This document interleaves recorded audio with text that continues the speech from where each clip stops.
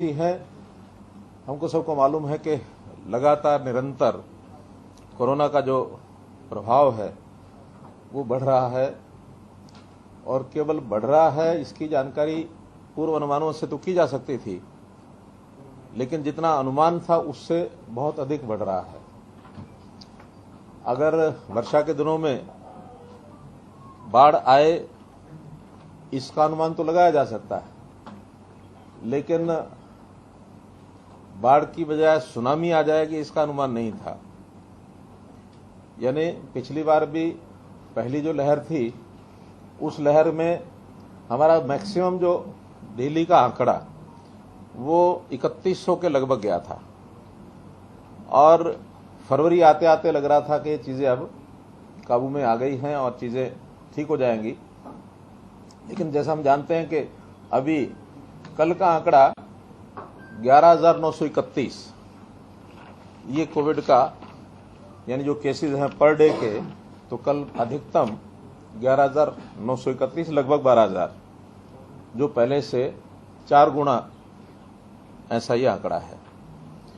अब उसके लिए व्यवस्थाएं जितनी हमने पहले बना ली थी 3,100 पर डे आने के हिसाब से, उसी हिसाब से उसकी रेशो भी जो मेडिकल व्यवस्थाओं के नाते से, हेल्थ की व्यवस्थाओं के नाते से बनाई गई थी।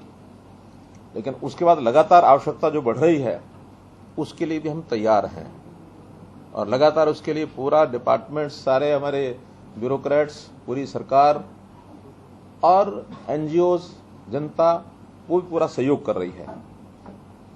इसमें हमको जो थोड़ा सफलता की, जिसको कहना चाहिए कि एक अच्छी बात का जो संकेत है वो ये कि हमारा जो मोर्टेलिटी रेट है वो काफी कंट्रोल में है। बहुत से प्रांतों का तो मोर्टेलिटी रेट 3% तक भी गया है, लेकिन हमारा 1.1% जो पिछली बार था उस पहली लहर में अभी 0.88 है। अर्थात रेगुलर अब जो केसेस आ रहे हैं उसमें से ठीक पर्याप्त संख्या में हो रहे हैं।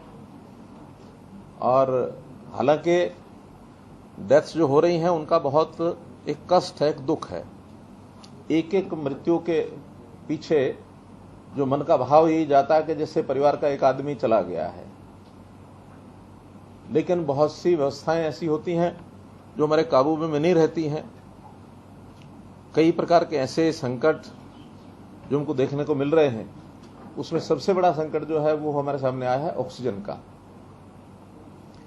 ऑक्सीजन, इतने सारे लोगों को मेडिकल ऑक्सीजन की आवश्यकता पड़ेगी ये सोचा नहीं था। हालांकि ऑक्सीजन जो है कुल मिलाकर कमी नहीं है अगर हम देश भर की सारी बात करें, और मेडिकल एजुकेशन की, लिक्विड एक्वेशन की तो कमी है, लेकिन गैसियस फॉर्म में है हमारे पास। गैसियस फॉर्म की ऑक्सीजन की ट्रांसपोर्टेशन की दिक्कत है, और अगर दूर दराज के एरिया में ज्यादा अगर लिक्विड भी है तो वहां भी ट्रांसपोर्टेशन की दिक्कत काफी आ रही है। एक स्थान से दूसरे स्थान पर ले जाना, फिर ले जाकर के उसके सिलेंडर्स में रिफिलिंग करना, फिर उसके माध्यम से हर एक इंडिविजुअल पेशेंट को सप्लाई पहुंचाना। नए हॉस्पिटल भी जो हम बना रहे हैं उसकी भी, वो भी अपने आप में एक बड़ा काम है। तो इस नेटवर्क को तैयार करने के लिए लगातार हम लगे हुए हैं। मैं एक दिन पहले 5 स्थानों पर होके आया और जो एक्सपेंशन के हमारे काम हैं या गैस सप्लाई के जो प्रोजेक्ट्स हैं उसी को देखने के लिए गया था।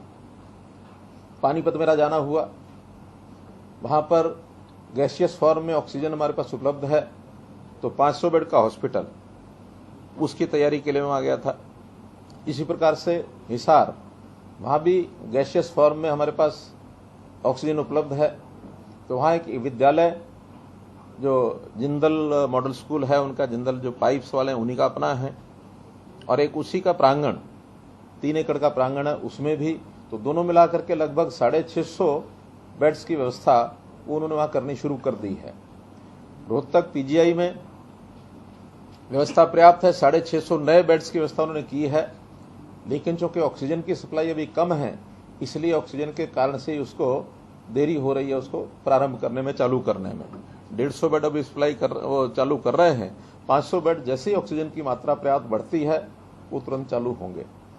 ऐसे ही फरीदाबाद में एक मेडिकल कॉलेज जो किन्हीं कारणों से बंद हो गया था, गोल्डफील्ड मेडिकल कॉलेज, बाद में सरकार ने उसको टेक ओवर किया है और उसका नाम अटल बिहारी वाजपेयी जी के नाम के साथ जोड़ा गया है। उस हॉस्पिटल को नए सिरे से रेनोवेट कर रहे हैं मेडिकल कॉलेज को। वहां भी एक 100 बेड की तुरंत व्यवस्था वो करनी शुरू कर दी है। सामान उसका प्रोक्योर किया जा चुका है और कभी भी वो शुरू कर सकते हैं।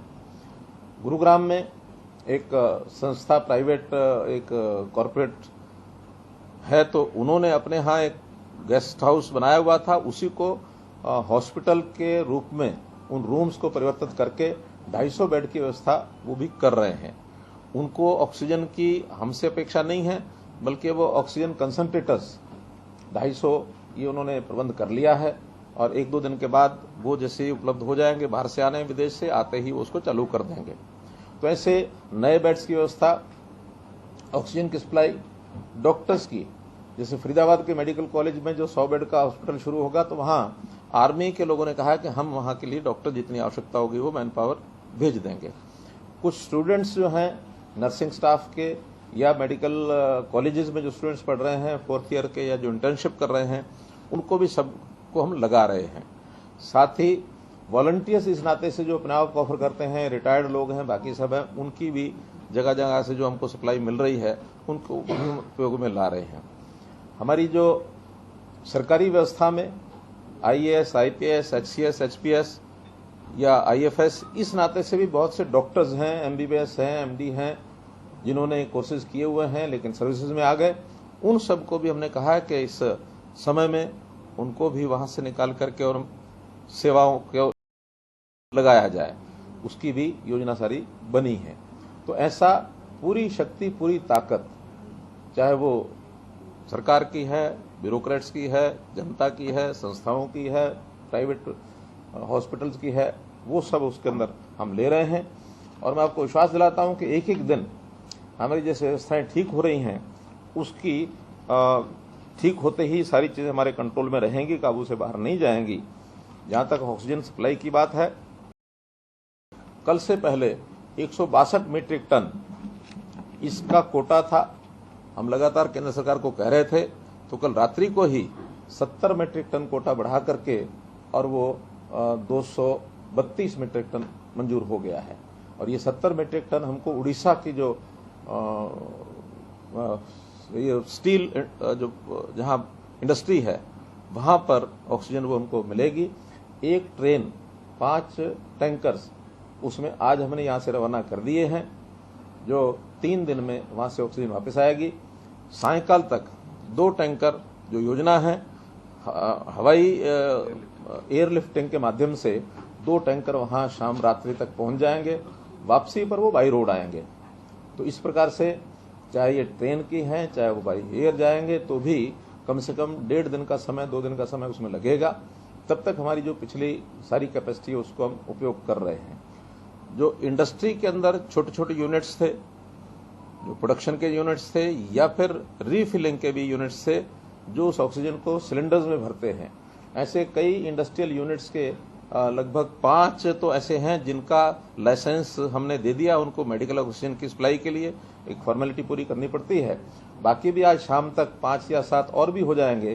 तो ऐसे 10-12 सेंटर्स हैं फिलिंग स्टेशन के रूप में, वो जो काम आएंगे। हमें टैंकर्स की आवश्यकता पड़ रही है, तो टैंकर जितने नाइट्रोजन के लगे हुए थे अभी तक इंडस्ट्री में, उनमें से भी हमने कुछ टैंकर्स को और ले लिया है ताकि उसकी सफाई करके ऑक्सीजन के रूप में उसके बदला जा सके। बहुत जगह पर तो आज भी एसेंशियल सर्विसेज के नाते मेडिकल यानी मेडिसिन की प्रोडक्शन है, या और कई प्रकार के डिफेंस के कुछ ऐसे इंडस्ट्रीज हैं, वहां तो निर्बाध हमको चलाना ही पड़ता है। लेकिन जहां कहीं नॉन एसेंशियल आइटम इंडस्ट्री में ऑक्सीजन की सप्लाई अथवा नाइट्रोजन की सप्लाई अथवा और गैसेज की सप्लाई, उसको लेकर के उसका उपयोग करेंगे।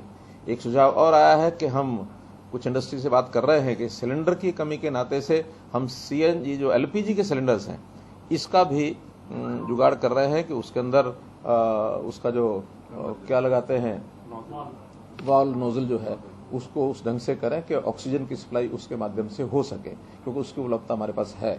तो मेरा कहने का अर्थ है कि इन चीजों का जहां से भी रिसोर्सफुल कोई आइडिया मिलता है उसको हम लागू कर रहे हैं।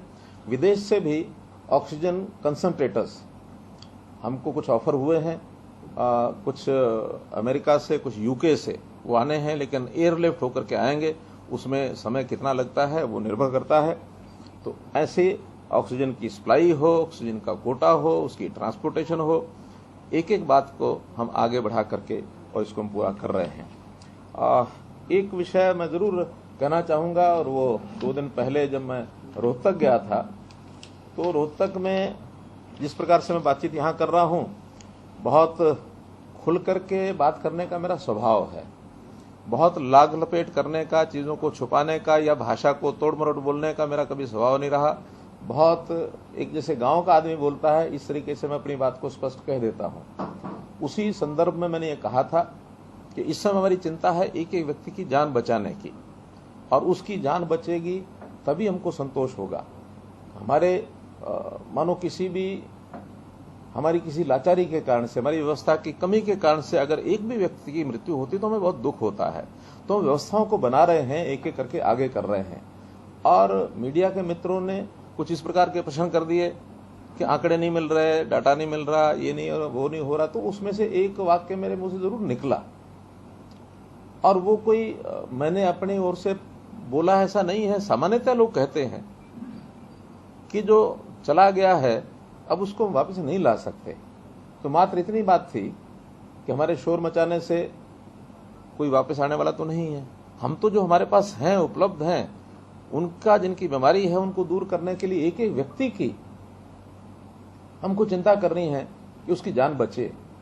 अभी साधारण सी बात को लेकर के और जिस प्रकार का एक बाउंडर खड़ा किया गया, हमारे कुछ ट्वीट मीडिया मित्र होते हैं तो उन्होंने उस प्रकार से चीजों को आगे बढ़ाया, कई चैनल पर भी 1-2 जगह चल गया। मेरा निवेदन यही है कि हमारी संवेदनशीलता उसको ध्यान करें कि हम क्या चाहते हैं। हमारे प्रयत्नों में कहीं भी कोई कमी आपको नहीं दिखेगी। हम अपने प्रयत्नों को इस ढंग से कर रहे हैं कि जैसा मेरा अपना परिवार है, और परिवार के एक व्यक्ति की भी अगर जान जाती है तो उसका सदमा, उसका दुख ये हमको भी उतना ही है, कम नहीं होता है। तो इसलिए इन सब बातों को ध्यान में रखते हुए हमको आगे बढ़ने के लिए और सबके सहयोग की आवश्यकता है। आज विषय वाद विवाद का नहीं है, आज संवाद का है कि हम किस प्रकार से चीजों को आगे बढ़ाएं। आज हम सब मिल करके और इस महामारी का मुकाबला करने के लिए आगे बढ़ें। हम अपने मतभेद, राजनीतिक मतभेद होंगे, इलाके के होंगे, कोई भी मतभेद होंगे, तो उनको दूर करके हम एकजुट होकर के, खास करके हमारे जो विपक्षी दल के नेता हैं उनसे भी मेरा निवेदन है। बहुत लोग सहयोग करने की बात कह भी रहे हैं, मुझे लगातार फोन भी आ रहे हैं कि हमारी ओर से बताइए कोई सेवा करनी है। बहुत संस्थाओं के फोन आ रहे हैं, बहुत जो हमारे कॉर्पोरेट जगत के लोग हैं उनकी ऑफर आ रही हैं। संस्थाओं में कई लोगों ने कहा कि हमको बताइए 100 बेड का अस्पताल बनाने के लिए हम तैयार हैं, कहां बनाएं। हम उनको एक ही बात कहते हैं कि ऑक्सीजन की सप्लाई का सुनिश्चित होने दें, फिर हम बेड्स की व्यवस्था जितनी आपकी इच्छा होगी हम बनवा लेंगे। डॉक्टर्स की भी हमको प्रबंध करना पड़ता वो भी करेंगे। कहीं फर्स्ट एड टाइप की जो व्यवस्था है इसके लिए भी हम विचार बनाया हमने कि संस्थागत रूप से ऐसी फर्स्ट एड की ट्रेनिंग आम आदमी को भी जरूरत पड़ी तो वो भी हम देंगे। आखिर हर परिवार में कोई ना कोई एक व्यक्ति इन चीजों की चिंता करने वाला होगा, तो अपने परिवार के जितने सदस्य हैं, कम से कम जो इस बीमारी के प्रारंभ होने की स्थिति होती है, जो बिल्कुल एक मॉडरेट या जिसको कहते हैं माइल्ड ऐसे जो प्रभाव है, उसको तुम घर में ही ठीक कर सकते हैं। सीवियर कोई इस प्रकार का पेशेंट कोई होता है, उसको ही आवश्यकता पड़ती है अस्पताल में जाने की। और अस्पताल में जिनको जाना है, पेशेंट है चाहे परिवार के लोग हैं, उनसे भी मैं निवेदन करूंगा कि वहां जाकर के हम कई बार मन में होता है कि ये दवाई क्यों नहीं मिली, ऑक्सीजन में मैं क्यों नहीं गया। ऑक्सीजन की आवश्यकता तो वहां जरूर जाएंगे, जरूर मिलेगी भी सही, लेकिन ऑक्सीजन को नापने के लिए ऑक्सीमीटर आया तो सब अपना ध्यान रखें कि अगर वो 90 से ऊपर ऑक्सीजन है तो ऐसी स्थिति नहीं है कि जिसके कारण से कोई बहुत खतरा होता है।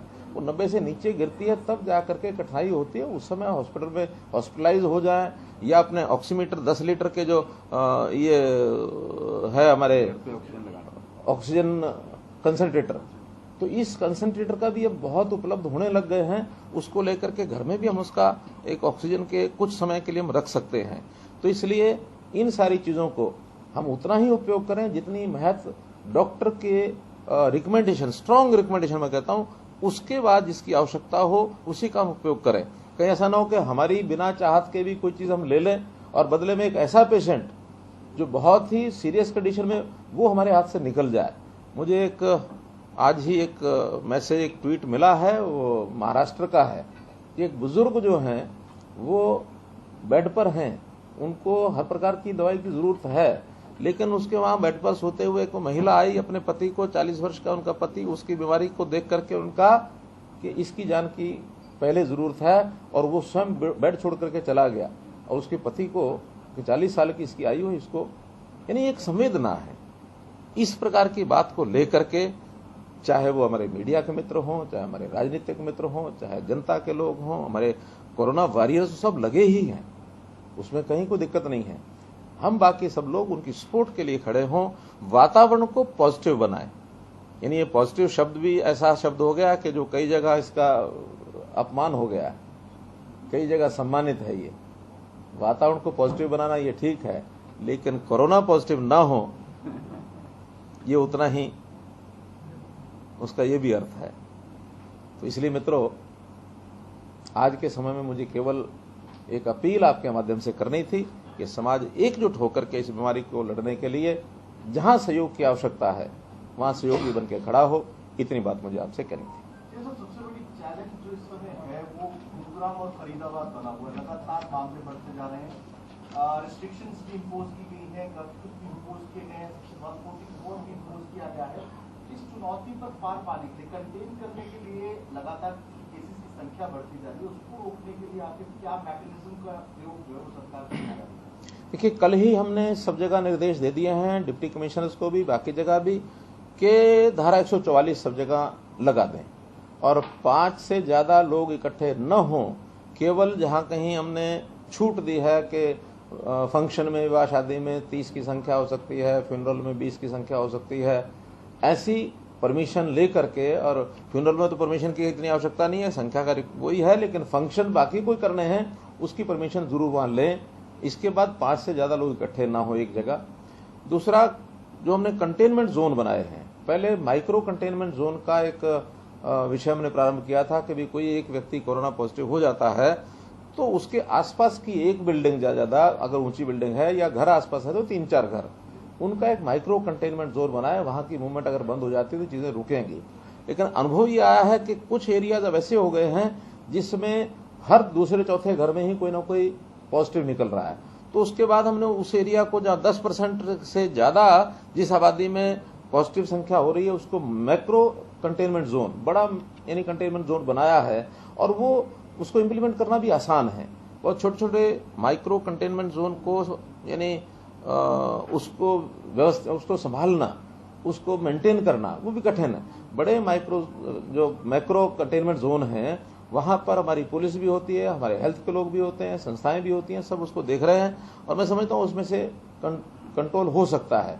और दुकानों का भी 6 बजे के बाद बिल्कुल हमने बंद कर दी हैं और नॉन एसेंशियल आइटम्स वो सब बंद हैं, उनके ऑफिसेज बंद कर दिए हैं, घर से काम करने के लिए कह दिया है। इंडस्ट्री के लोग लगातार काम करते रहें और वो भी सोशल डिस्टेंसिंग के साथ, मास्क लगाकर, सैनिटाइजेशन, ये जितने विषय हैं वो सब करें। आयुष मंत्रालय के लोगों से बात हुई है कि वो उसी प्रकार से जैसे पहले हमने किया था इम्यूनिटी बूस्टर, ऐसी कुछ दवाएं जैसे पहले चलाई थी उसी प्रकार की घर घर बांटने का काम करें। और हर किसी का एक बिहेवियर, खाने पीने के नाते गर्म पानी पिए, दिन में मानो ठंडी चीज ना खाएं, जिससे ये कोरोना फैलने का, वायरस फैलने का डर ज्यादा होता है, उस चीजों को कैसे कंट्रोल करें, ये सारी चीजें कर रहे हैं।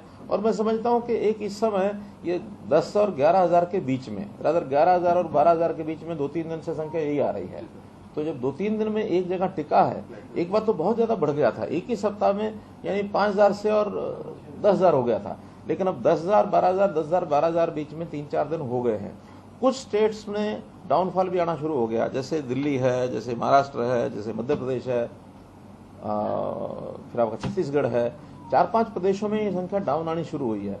दिल्ली अगर डाउन आनी शुरू हुई तो उसका प्रभाव कुछ न कुछ गुड़गांव, फरीदाबाद और सोनीपत शहरों पर पड़ेगा। हमारी जो मेडिकल की जो व्यवस्थाएं हैं वो थोड़ा सा दबाव इसलिए भी महसूस कर रही हैं कि दिल्ली में इतनी बड़ी संख्या होने के बाद वहां पेशेंट्स को बेड नहीं मिल रहा है, हॉस्पिटल नहीं है, उनका प्रेशर फरीदाबाद पर, गुड़गांव पर, Sonipat, even GT road Ambala तक, यहां तक भी लोग पहुंच रहे हैं। तो इसलिए वो भी एक दबाव था। अब पेशेंट होने के बाद किसी को एकदम टाइट प्रूफ करना कि आप यहाँ के लोग यहाँ इलाज के लिए जा नहीं सकते हैं, मैं समझता हूँ ये मानवता के हित में नहीं है। हमारी इच्छा तो है कि स्टेट की हमारी जिम्मेवारी है तो स्टेट के लोगों को सर्वे अच्छी मिले, लेकिन बाकी सब लोग आते हैं तो उनका भी इलाज वहाँ होता है। हिमाचल सीएम की बात कह रहे हैं, आज जयराम ठाकुर ने भी यही कहा है कि हरियाणा पर जो दबाव पड़ रहा है, पंजाब पर जो दबाव पड़ रहा है, उसके बाद हिमाचल की तरफ लोग रुख कर रहे हैं स्वास्थ्य सेवाओं के लिए। बेहतर है राज्य अपना दायित्व निभाएं, उन्होंने इस तरीके की बात हरियाणा पंजाब के तौर पर। नहीं, मैंने कहा कि ये सबके लिए ठीक है कि अपनी अपनी जगह करें, लेकिन आखिर जब प्रेशर किसी एक प्रदेश का और वहां व्यवस्था नहीं है तो लोग कहीं ना कहीं दौड़ेंगे। अब दिल्ली से बहुत बड़ी मात्रा में, आज गुरुग्राम की स्थिति यह है कि एक हॉस्पिटल के बाहर कई संख्या में एम्बुलेंसेज खड़ी हैं, पेशेंट उसमें बैठे हैं। अब वो कई जगह कहते हैं कि इसको एडमिशन नहीं मिल रहे हैं। एडमिशन का भी उनका एक सिस्टम तो है ना कि जितनी व्यवस्था अंदर ऑक्सीजन की उनके पास है उससे ज्यादा अगर लोड उन्होंने लिया तो स्थिति क्या बनेगी, भयंकर हो जाएगी। इसलिए हर एक की लिमिटेशंस को सबको ध्यान रखना है। हाँ, जो जल्दी ठीक होने वाले या एक नॉर्मल स्थिति में आ गए हैं, जिसको स्टेप डाउन पेशेंट्स कहते हैं, स्टेप डाउन पेशेंट्स को जितना जल्दी हो सके वहां से डिस्चार्ज करके उनके घरों में भेजें, या जो हमने कोविड सेंटर्स बनाए हैं उन कोविड सेंटर्स में उनको सामान्य इलाज के लिए वहां ले जाएं। केवल ऑक्सीजन पर रखना है तो वहां हम कंसंट्रेटर्स के माध्यम से उनको वहां रख सकते हैं। सीरियस पेशेंट्स ही हॉस्पिटल में जाएंगे तो ये चीज काबू में आ जाएगी। आपने सरकारी तौर पे तो रेमडेसिविर की उपलब्धता करवा ली अस्पतालों में, लेकिन प्राइवेट सेक्टर में जैसे प्राइवेट हॉस्पिटल्स में भी हैं बड़ी दिक्कत आ रही है पेशेंट्स को, और बाजार में रेट जो है ऑलमोस्ट 4 गुना हो गए रेमडेसिविर के। दूसरा एक आजकल इस्तेमाल हो रही है टोक्लीजुमैब करके, वो पहले आर्थराइटिस में इस्तेमाल होती थी, अब कोरोना में भी होगी, और वो सर उसका 1.5-2 लाख रुपए रेट हो गया, 25-30 हजार रुपए का वो है। राज्य में स्थिति है, दिल्ली में थी पहले, अब हरियाणा में भी है। इस कालाबाजारी जो प्राइवेट क्षेत्र में हो रही है उसके लिए कोई उपाय, कोई साधन, कोई कदम उठाएं? देखिए, जहां तक रेमडेसिविर का है उसमें संख्या में कोई बहुत हमारे पास स्किर्सिटी ज्यादा नहीं है। हमारे पास सरकारी तौर पर भी हमारे पास 3000 के लगभग आज भी उपलब्ध हैं रेमडेसिविर के इंजेक्शंस, और आगे भी हमने ऑर्डर दे रखा 20,000 इंजेक्शन का बहुत जल्दी हमको मिल जाएंगे, उसमें कठिनाई नहीं आ रही। प्राइवेट में कठिनाई जरूर आ रही है क्योंकि उनका डिस्ट्रीब्यूशन सिस्टम प्राइवेट का अंबाला से अलग से है।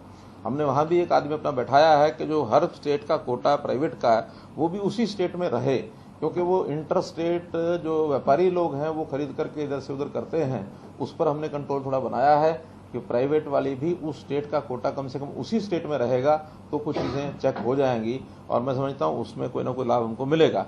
लेकिन जहां तक रेमडेसिविर का विषय है, एक बात मैं सभी परिवार के लोग या जो पेशेंट्स खुद हैं कि कोरोना के डिटेक्ट होने के 6 या 7 दिन तक ही रेमडेसिविर उपयोगी होता है, उसके बाद उसका उपयोग नहीं है, ऐसा डॉक्टर्स ने कहना शुरू कर दिया है।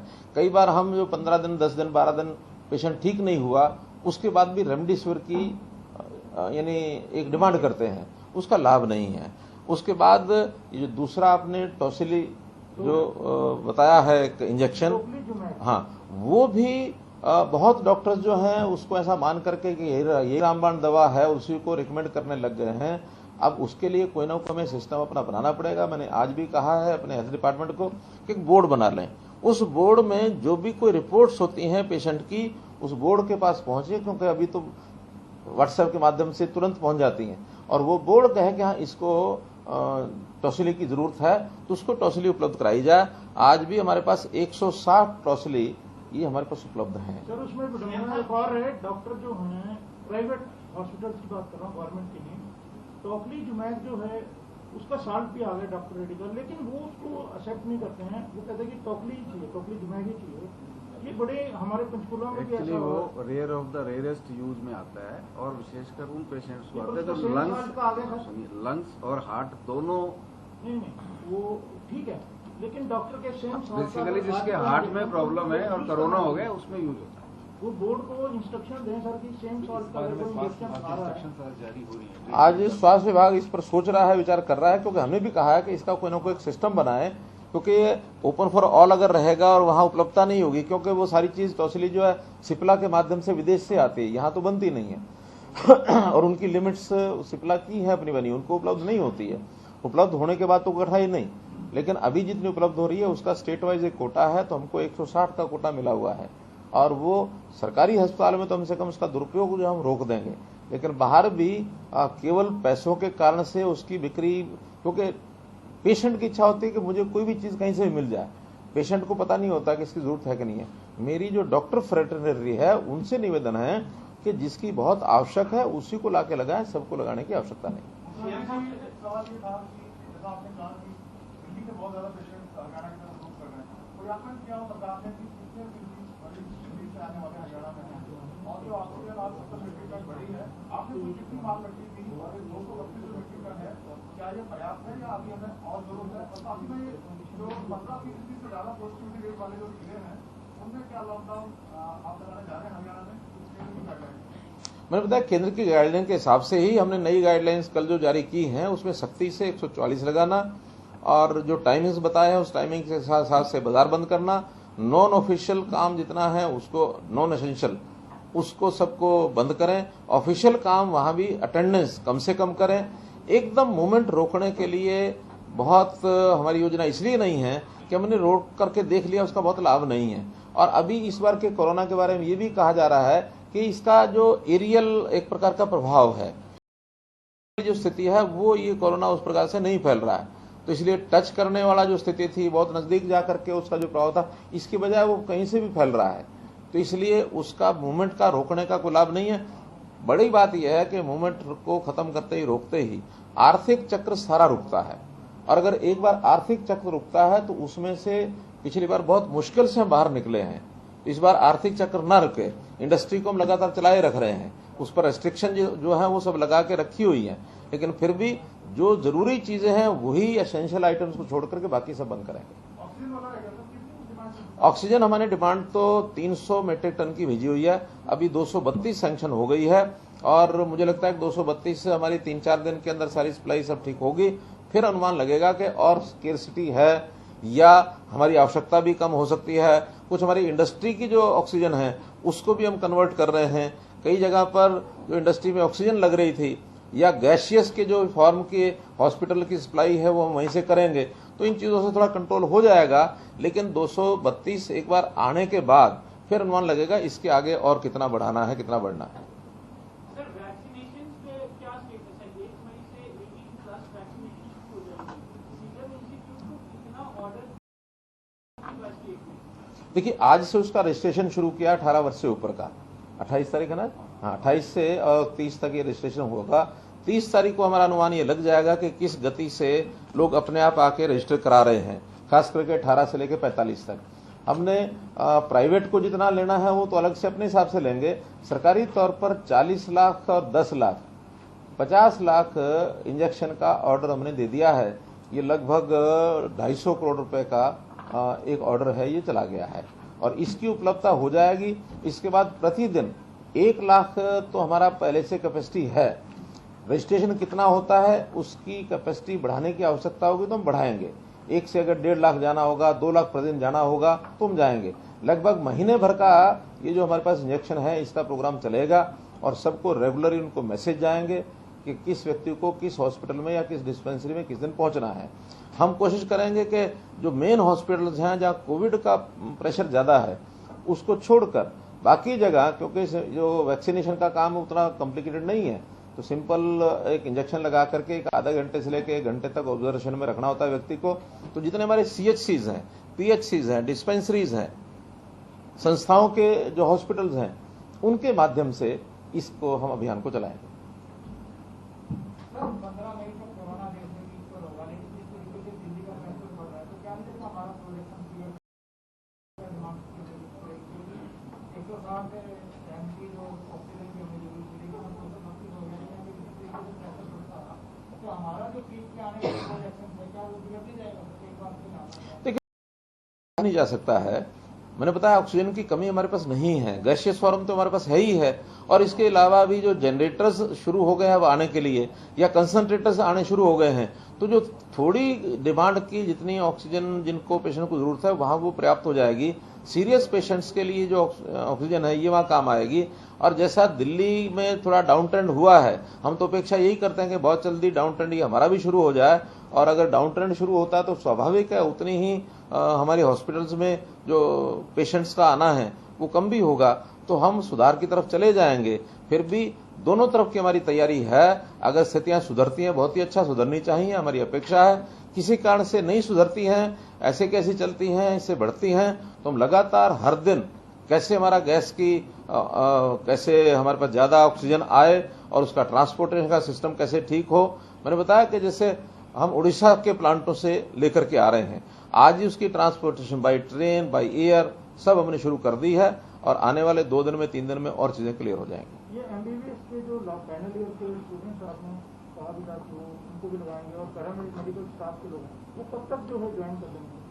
वो तो जैसे जैसी आवश्यकता हो रही है वैसे वैसा ले रहे हैं। रोहतक के मेडिकल कॉलेज में जैसे मेरी 2 दिन पहले जब मैं गया था तब बात हुई थी, उन्होंने कहा कि 7 दिन के बाद हमारे कुछ जो फाइनल ईयर के स्टूडेंट्स हैं उनको हम टेंड करके और जो आवश्यक निर्देश हैं दे करके उसको फील्ड में भेज देंगे। ऐसे नर्सिंग स्टाफ भी वो हमारा कुछ प्राइवेट जो बड़े हॉस्पिटल्स हैं जिन्होंने कहा कि हमारे पास अभी नर्सेज की कमी है, क्योंकि नर्सिंग स्टाफ पैरामेडिकल स्टाफ इसकी भी उतनी आवश्यकता होती है जितनी डॉक्टर्स की होती है, तो वहां भी हमने कुछ रोहतक से भिजवाए हैं। जहां जहां हमारे नर्सिंग कॉलेजेस हैं उन सबको अलर्ट कर रखा है कि जैसे जैसे नए बेड्स की हमारे हॉस्पिटल हैं उन जगह पर जो भी आवश्यकता होगी वहां भेजेंगे। ऑक्सीजन को लेकर के आपने ये ऑक्सीजन के लिए हेल्पलाइन शुरू की है, और जो लोगों को सुझाव के तौर पर ये फोन नंबर होता है तो उसमें बात रहता है ऐसा कि 1075 का ये नंबर है जो सब प्रकार की सेवाओं के लिए ये दिया गया है, लेकिन ऑक्सीजन का नंबर वो अलग से दिया है, और ऑक्सीजन में तो केवल जानकारी चाहिए हमको ताकि वहां सप्लाई कर सकें। इंडिविजुअल जो अपने अपने सिलेंडर भरवा करके ले जाने लगे हैं वो भी कोई अच्छी स्थिति नहीं है। हर कोई अपने यहाँ सेफ्टी के नाते से भविष्य में सिलेंडर अपना खरीद करके भरवा के घर रख रहा है, उसके कारण से भी कमी है। हम चाहते हैं कि भी वहां के लिए जो ऑक्सीजन कंसंट्रेटर है उसका उपयोग करें, बजाय सिलेंडर भरवा करके लेकर के जाएं, और उसमें से अपने आप सेपरेटर होता है वो ऑक्सीजन को सेपरेट कर लेता है और उसके अंदर काम आ सकता है। सिलेंडर भरवाने के लिए जो लोग हैं वो उसमें प्रेशर न बनाए, इतना ही मेरा कहना है।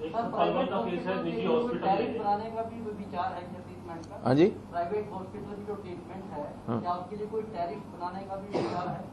नहीं, टैरिफ बढ़ाने का तो कोई विषय नहीं, पहले से जो तय किए हैं वही हमारे हैं, और हम उसके में भी जहां कहीं से शिकायतें आ रही हैं कि वो ज्यादा पैसे न लें, ये हम अपील फिर करेंगे कि कोरोना का समय ऐसा समय नहीं है कि किसी को उसमें रेट बढ़ा करके कुछ लाभ लेने की बात है। आज तो महामारी से लड़ने की बात है, तो ये सबका दायित्व है कि महामारी को से लड़ने के लिए मिलजुल करके महामारी से लड़ें। सारे टेस्टिंग बढ़ा रहे हैं क्या आप लोग? क्योंकि कई जगह देखा जा रहा है कि लोग टेस्ट कराने जा रहे हैं लेकिन वहाँ पे किट अवेलेबल नहीं है और उन पर टेस्ट नहीं हो पा रहे, इस पर कुछ सरकार ध्यान दे रही है? देखिए, टेस्टिंग इस समय लगभग 40,000 और 50,000 के बीच में हमारी चल रही है, और इस टेस्टिंग का जितनी आवश्यकता होती है उसका सब बढ़ा लेते हैं। बीच बीच में हमने मेगा डे ये भी बनाए हैं, 1-1 लाख लोगों की टेस्टिंग भी हमने की है। अब चूंकि टेस्टिंग और वैक्सीनेशन दोनों वो चल रही हैं, इधर हॉस्पिटल्स के ऊपर एक प्रेशर जो कोरोना पॉजिटिव मरीज हैं उनका बना हुआ है, क्योंकि टेस्टिंग और वैक्सीनेशन ये उनकी सर्चिंग के लिए है कि कौन आदमी पेशेंट जो कोरोना पॉजिटिव है, और पॉजिटिव जो पेशेंट्स हमारे पास हैं उनका इलाज करने में भी उतनी ताकत लग रही है। इसलिए आज तो वैक्सीनेशन का प्रोग्राम है वो लगातार चलेगा, और ये 40,000 से 50,000 के बीच में जो टेस्टिंग चल रही है इसके माध्यम से भी जो हमारे पास लोग आ रहे हैं उसका हम इलाज करा रहे हैं। आवश्यकता पड़ने पर और भी देखेंगे। मेरा आपसे निवेदन अंत में यही है कि कुल मिलाकर समाज में वातावरण को ठीक करने के लिए दोनों चीजें काम आती हैं, कि हमारी व्यवस्थाएं वो काम आएंगी और हमारी बातचीत, हमारा जो उत्साह, हमारा जो लोगों को संदेश ये हम कैसा देते हैं वो भी उतना ही काम करता है। जैसे कहावत है ना कि रोते हुए जाएंगे मरते ही खाएंगे, और अगर हंसते जाएंगे तो व्यक्ति ठीक है, जिंदा है, उसको भी जरा उत्साह दे करके आएंगे। तो इसलिए जहां हम सबको कहते हैं वहां आप लोगों से मैं अपील करता हूं कि हम कहीं भी निराशा का वातावरण न बनने दें। संकट आते हैं, ये कभी भी आपत्ति आती है, लेकिन ये आपत्ति ऐसी है कि मैनमेड नहीं है, ये आपत्ति प्राकृतिक आई है। इसको सब मिलकर के लड़ें और एक निराशा के बजाय इस वातावरण में भी आशा ढूंढने की कोशिश करें। हमारे जितने लोग रोजाना पॉजिटिव आते हैं उसके मुकाबले में 70% 75% ठीक भी रोज हो रहे हैं, तो एक 25-30% बढ़ रहे हैं, उसका हम इलाज कर रहे हैं। ये लगातार ठीक होने वालों की संख्या हमारे नए आने वालों के संख्या से जब ठीक होने वाले ज्यादा होंगे तो स्वाभाविक डाउनवर्ड ट्रेंड आएगा। तो जो अच्छी बातें हैं उसको आगे बढ़ाएं। बहुत बहुत धन्यवाद।